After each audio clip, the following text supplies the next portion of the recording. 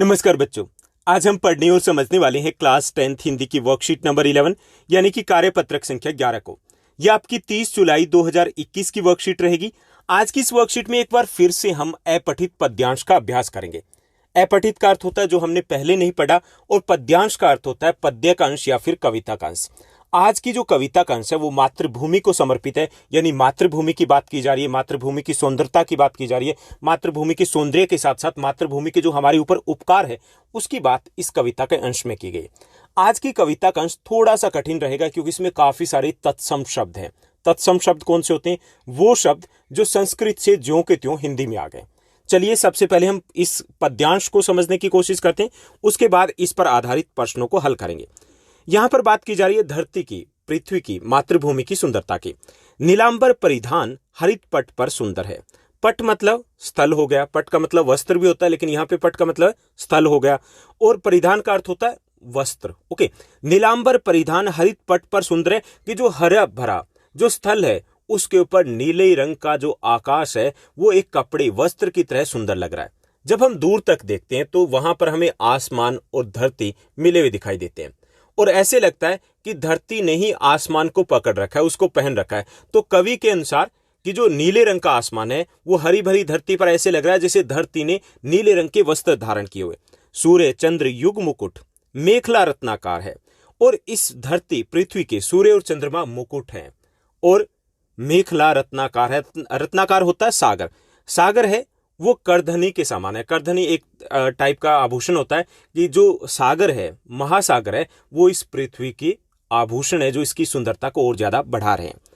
नदियां प्रेम प्रवाह फूल तारे मंडल है, और जो नदियां है वो प्रेम का बहाव है, प्रेम का बहाव कर रही है, प्रेम को बढ़ावा दे रही है, और जो फूल हैं वो तारे हैं, वो सारे सारे मालाओं के समान है जो इस सुंदरता को और ज्यादा चार चांद लगा रहे हैं।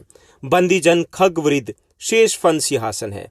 बंदीजन खगवृद यानी जितने भी प्रकार के पक्षी है वो पृथ्वी का गुणगान करें, पृथ्वी का स्तुति गान करें, और शेष फन सिंहासन है, और शेष फन है वो इस पृथ्वी का सिंहासन है। परमहंसम, परमहंस मतलब रामकृष्ण परमहंस की बात की गई है जो स्वामी विवेकानंद के गुरु थे, क्योंकि उस काल में ये कविता मैथिली शरण गुप्त की है, तो उस काल में परमहंस है उनकी काफी ज्यादा मान्यता रही है, तो उन्हीं की बात की गई है। उनसे काफी ज्यादा प्रभावित रहे मैथिली शरण गुप्त कि परमहंस के समान बाल्यकाल में सब सुख पाए हैं, और सभी ने बाल्यकाल में, बचपन में सारे सुख हमें धरती से ही मिले हैं। हम इसी धरती के ऊपर रेंगते हुए, गिरते हुए, उठते हुए चलना सीखे हैं, जिसके कारण धूल भरे हीरे कहलाए कि हम बाल्यकाल में इसी मिट्टी में, इसी धूल में खेल करके बड़े हुए, और उस वक्त हम हीरे के समान थे जो धूल में भरे हुए थे। हम खेले कूदे हर्षयुत, हम खेले कूदे हर्षयुत जिसकी प्यारी गोद में, हे मातृभूमि तुझको निरख मगन क्यों न हो मौत में। कि हम आप ही की जो गोद है, प्यारी गोद है, उसी में खेल करके बड़े हुए हैं, उसी में मगन रहे हैं, उसी में सब कुछ सीखा है। ये जो साहस है, ये जो ताकत है, ये सब कुछ आपकी ही गोद में बड़े होकर के हमने सीखा है। निर्मल तेरा नीर, नीर का अर्थ होता है पानी, निर्मल तेरा नीर अमृत के सम उत्तम है, और तुम्हारा जो जल है पृथ्वी का वो अमृत के समान है, अमृत के समान शुद्ध है, पवित्र है, बेहतरीन है। शीतल मन सुगंध पवन हर लेता श्रम है, और यहाँ पर जो बहने वाली, मातृभूमि के ऊपर बहने वाली जो मंद सुगंध भरी पवन चलती है वो जितनी भी थकान होती है उस थकान को दूर कर देती है। षट ऋतुओं का विविध दृश्य युक्त अद्भुत क्रम है, और यहाँ पर 6 ऋतुएं होती है, और उस 6 ऋतुओं से ये धरती की सुंदरता और ज्यादा बढ़ जाती है। कुछ समय के बाद एक नई ऋतु आती है, एक नया उत्साह हमें भर जाती है। हरियाली का फर्श नहीं मखमल से कम है, और ये जो हरा भरा वातावरण है, ये जो हरियाली है पृथ्वी के ऊपर, ये मखमल सी कोमल है, मखमल की तरह है। करते अभिषेक प्योद है, प्योद होता बादल, कि आपका अभिषेक है, अभिनंदन है, स्वागत है, वो बादल करते हैं बलिहारी इस वेश की। हे मातृभूमि तू सत्य ही सगुण मूर्ति सर्वेश की, कि हा मातृभूमि आप ईश्वर की साक्षात प्रतिमा हो। जैसे ईश्वर है वो हमारे ऊपर कई प्रकार के उपकार करता है, बहुत सुंदर होता है, वैसे हमारी जो मातृभूमि है, यहाँ पे मातृभूमि का मतलब सिर्फ भारत नहीं, संपूर्ण जो पृथ्वी है वो बेहद सुंदर है, और वो ईश्वर का, ऊपर वाले का रूप है। जिसकी रज में लोट लोट कर बड़े हुए हैं, घुटनों के बल सरक सरक कर खड़े हुए हैं। इसी धरती की रज में लोट लोट कर हम बड़े हुए हैं, और घुटनों के बल सरक सरक पर खड़े हुए, यानी कि इसी के चरणों में हम रह करके धीरे धीरे घुटनों के बल हम चले हैं, लोट लोट करके बड़े हुए हैं और घुटनों के बल सरक सरक कर हम खड़े हुए, कहाँ, इसी धरती के ऊपर। सूची सुधा सींचता, रात में तुझ पर चंद्र प्रकाश है, हे मातृभूमि दिन में तरनी करता तम का नाश है। कि रात में जो चंद्रमा का प्रकाश है वो इसकी सुंदरता को और कई गुना बढ़ा देता है, और दिन में तरनी, तरनी होता है सूरज। ओके, तो दिन में सूरज है, वो इस अंधकार का, अंधेरे का नाश करता है, प्रकाश लेकर के आता है, एक नई सुबह लेकर के आता है, एक नई सोच, एक नई आशा उम्मीद लेकर के आता है। जिस पृथ्वी में मिले हमारे पूर्वज न्यारे, उससे है भगवान कभी हम रहे न न्यारे।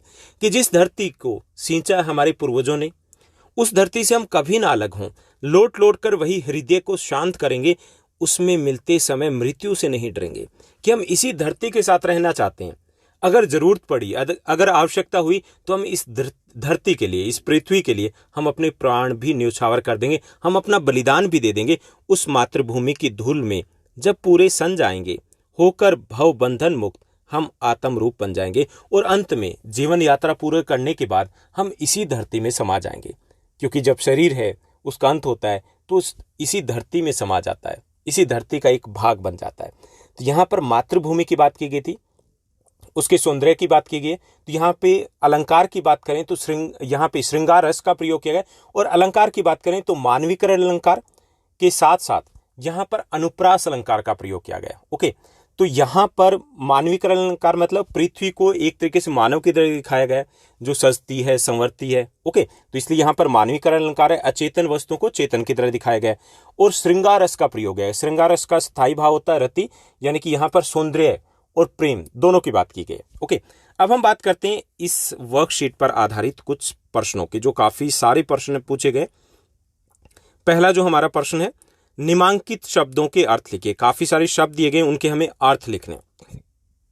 पहला हमारा शब्द है नीलांबर। नीलांबर का अर्थ होता है नीला आकाश। ओके, परिधान का अर्थ होता है कपड़े। पट का अर्थ होता है सतह या स्थल। ओके, रत्नाकर का अर्थ होता है सागर। प्रवाह का अर्थ होता है बहाव। प्योद अर्थात बादल, सर्वेश, ईश्वर। और रज का अर्थ होता है धूल। ओके, तो ये कुछ शब्द दिए गए जिनके हमें अर्थ लिखने। तरणी रह गया, तरणी का अर्थ होता है सूर्य, सूरज, प्रभाकर या दिवाकर। ओके, उसके बाद नेक्स्ट जो हमारा क्वेश्चन है सेकंड, दूसरा प्रश्न पूछा गया, कवि ने अपनी मातृभूमि को किन किन विशेषताओं का वर्णन किया। कवि ने अपनी मातृभूमि की किन किन विशेषताओं का वर्णन किया, यह हमें बताना है। तो कवि के अनुसार मातृभूमि के हरे भरे तट पर आकाश नीले रंग के वस्त्र की तरह शोभित है। सूर्य और चंद्र इस भूमि का मुकुट है। समुद्र गर्दनी है। नदियां प्रेम प्रवाह है। फूल तारे इसके आभूषण है। इस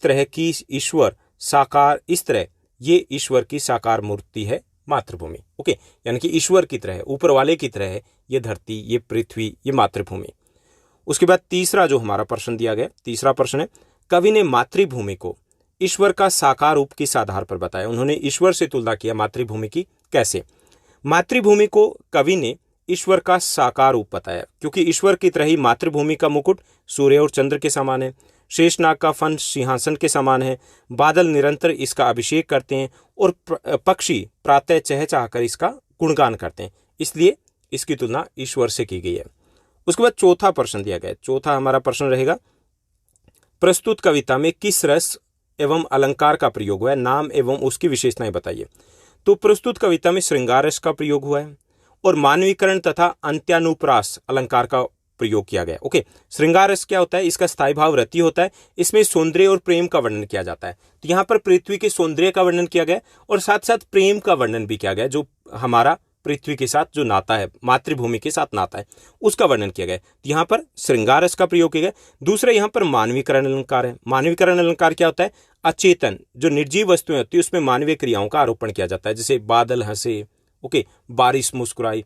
अब बादल कब से हंसने लगे, बारिश कब से मुस्कुराने लगी, ये हम करते हैं ना, तो हमारी क्रियाओं का आरोपण अचेतन वस्तुओं पे कर दिया गया, तो वहां पे होता है मानवीकरण अलंकार। तो यहाँ पर भी दिखाया गया कि जो पृथ्वी है, धरती है, वो सज संवर रही है। ओके, तो वहां पर मानवीय क्रियाओं का जो आरोपण किया गया, तो यहाँ पे मानवीकरण अलंकार भी है। साथ ही साथ यहाँ पर अंत्यानुप्रास अलंकार भी है। अंत्यानुप्रास अलंकार कहाँ होता है? जहां तुकबंदी हो लास्ट में, तो पूरी कविता में तुकबंदी है, तो ये दोनों ही आप लिख सकते हो। ओके, उसके बाद पांचवा जो हमारा प्रश्न है, पांचवा प्रश्न है कि प्रस्तुत कविता का एक उचित शीर्षक दीजिए, तो इसका उचित शीर्षक हो सकता है मातृभूमि। ओके, वास्तव में ये कविता का शीर्षक ही मातृभूमि है, जो मैथिली शरण गुप्त द्वारा रचित है। मैथिली शरण गुप्त जिनको राष्ट्र कवि भी कहा जाता है। उसके बाद छठा प्रश्न है दिया गया एक एक्टिविटी है, एक चित्र दिया गया आपकी इस वर्कशीट में। हमें उस चित्र को पहचान कर उनका नाम लिखना और हिंदी साहित्य में इन्हें क्या उपाधि दी गई ये बताना है। तो दिया गया चित्र कवि मैथिली शरण गुप्त का है। हिंदी साहित्य में उन्हें राष्ट्र कवि की उपाधि दी गई। ये जो राष्ट्र कवि की उपाधि ये गांधी जी ने दी थी जब इन्होंने भारत भारती कविता लिखी थी, जो राष्ट्र प्रेम को समर्पित थी। उसके बाद गांधी जी ने इनको राष्ट्र कवि कहा था। ओके, उसके बाद सातवां जो प्रश्न दिया गया, सातवां हमारा प्रश्न है कि जिस प्रकार प्रकृति के पर्यायवाची शब्द है स्वभाव, फितरत, प्रवृत्ति, मनोवृत्ति, मिजाज। ओके, ये क्या है, किसके, प्रकृति के जो पर्यायवाची शब्द है। ऐसे हमें कुछ शब्दों के पर्यायवाची शब्द लिखने, जैसे सुधा है, सुधा का अर्थ होता है अमृत, पीयूष या फिर सोम, शुद्ध। परिधान के पर्यायवाची शब्द होते हैं वस्त्र, पट, चीर। नीर के पर्यायवाची शब्द होंगे जल, पानी, श्लील। खग के पर्यायवाची शब्द होंगे पक्षी, पंछी, परिंदा। तरणी जो शब्द है इसके पर्यायवाची शब्द होंगे दिनकर, दिवाकर, भास्कर, सूर्य, सूरज। ओके, तो ये था हमारा सातवां प्रश्न।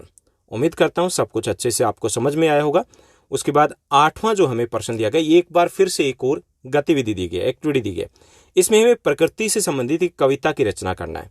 कोशिश कीजिएगा आप खुद एक रचना कर पाओ। यहाँ पर मैंने कुछ पंक्तियां दी है जो आपको अच्छी लगेगी।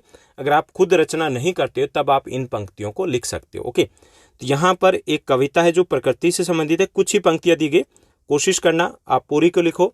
अगर पूरी को नहीं लिख सकते तो शुरुआत की 4 पंक्तियां आप लिख सकते हो। ये बात की गई बसंत ऋतु की। ओके, जब धूप मीठी